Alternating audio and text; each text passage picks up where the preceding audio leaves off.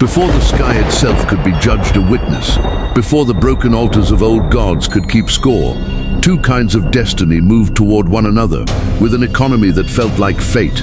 Kratos had learned to carry ruin as though it were a second skin. He had been a slave to rage, an instrument of gods and revenge, and then a pilgrim toward an impossible atonement. Every scar on his body told a sermon in flesh, the lesson of violence, the cost of absolute will, the paradox that power solved problems by making new ones. He knew how to make the world obey by force, and how the world in turn made men into myths when they did. He walked through temples and battlefields, and the bones of titans carrying the tools of his craft, blades that sang with trapped souls, an axe that remembered winter, armaments that were both instrument and confessional. Those instruments were not mere metal, they were arguments. The Leviathan axe argued for thoughtful, measured ruin, recall and consequence. The blades of chaos argued for unrestrained appetite, and the stain arcing with every swing. The blade of Olympus spoke of a force made to cut divine things and sever the claim of immortality. Kratos' philosophy had become accretive: kill the god, bear the guilt, choose whether guilt was penance or proof. He was a man who sought meaning in exacting measurements of consequence. Omni Man, by contrast, was an argument dressed as a man, a Viltrumite with a voice that sounded like inevitability.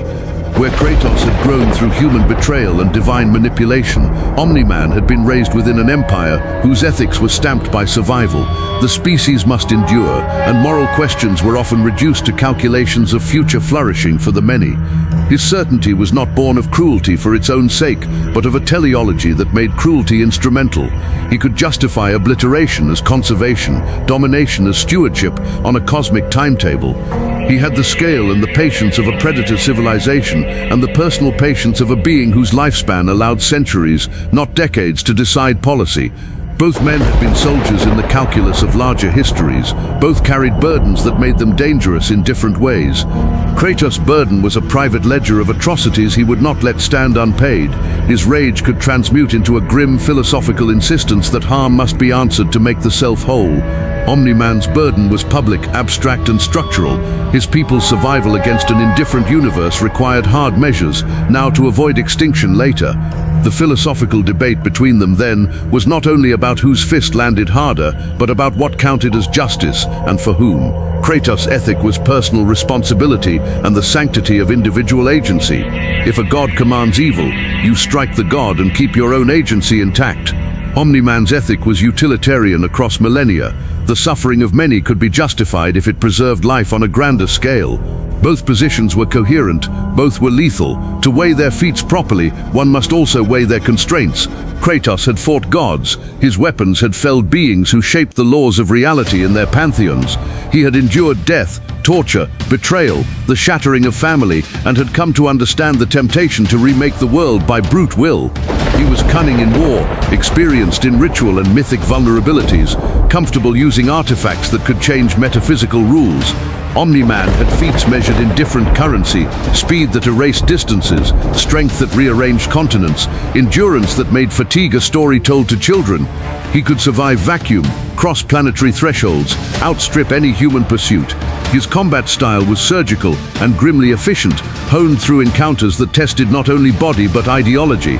The crucial hinge between them would be time and choice. Kratos could end gods by exploiting mythical exceptions, but those opportunities required getting close, trading blows, and opening himself to counters. Omni Man could prevent the setup of those exceptions by never allowing distance long enough for Kratos' ritualized strategies to mature.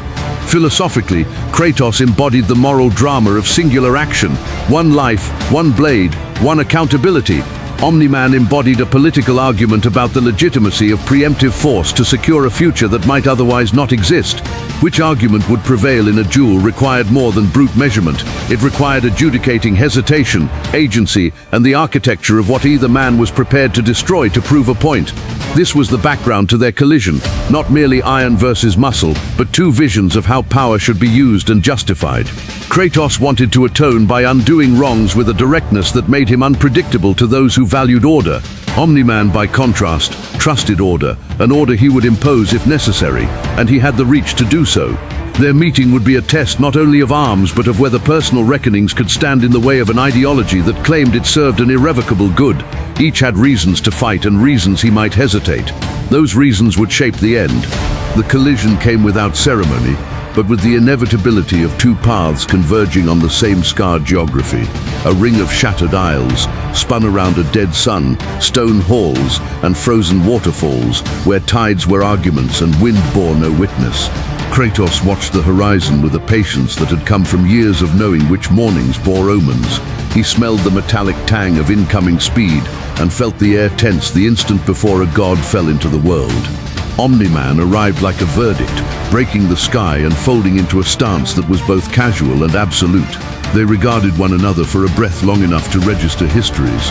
Kratos' first move was the choreography of a lifetime. Axe launched, blades of chaos arcing in a betrayal of restraint, and the air filled with the sound of metal claiming space. Omni Man dodged with a breathless acceleration, fingers catching the axe's haft, a finger like a column. The first exchange was a lesson in scale. Kratos' strikes carried capital sum intent. Every blow contained a story. Omni Man answered with a professional's economy, trading shove for calculated redirection, turning strength into positional advantage. Kratos bit into the fight the way he had torn through armies. Commit the whole body, let momentum and will become the weapon. He forced ground to fracture, sent islands yawing. Omni Man answered by becoming a storm of movement, hauling Kratos through the air, puncturing distance so that ritual could not congeal. Yet Kratos' cunning surfaced in how he used the land, summoning the memory of old pacts, hurling the Leviathan, so it called cold onto the Viltrumite's exposed skin, trying to make physical law itself assist him. For a moment, the axe's frost bit deep. Omni Man staggered as ancient energy met alien physiology. Kratos saw a seam and reached for it, bringing the blade of Olympus to bear in a strike whose name alone had ending in it.